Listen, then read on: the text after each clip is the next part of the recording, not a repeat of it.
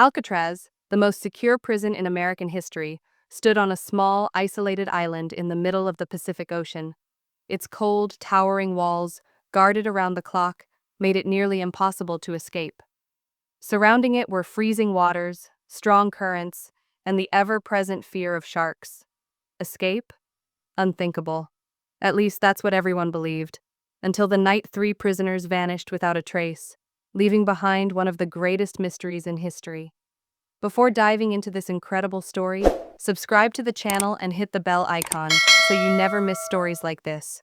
And if you love mysteries, hit the like button. It really helps bring more content like this to you. The discovery. On the morning of June 12, 1962, prison guards made a shocking discovery.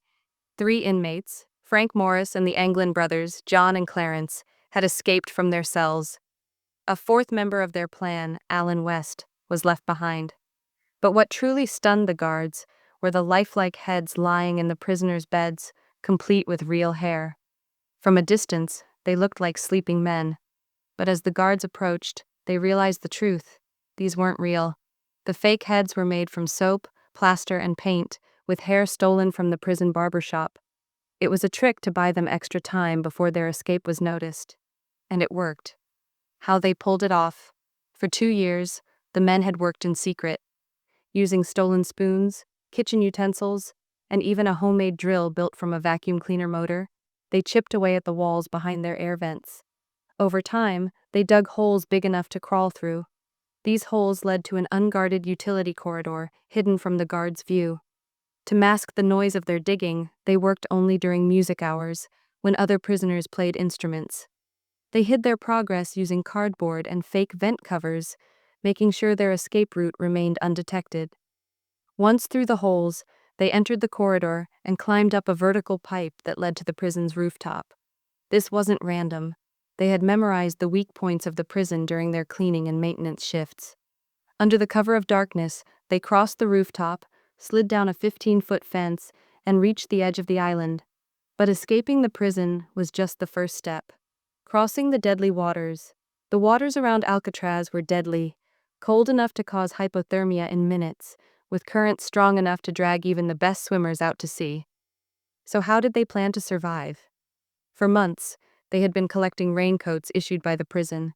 Stitching them together with stolen glue, they created a makeshift raft and crude life vests. On the night of June 11th, they inflated the raft, pushed it into the water, and disappeared into the dark ocean. The aftermath. The next morning, the escape was discovered. A massive manhunt was launched, but there was no sign of them.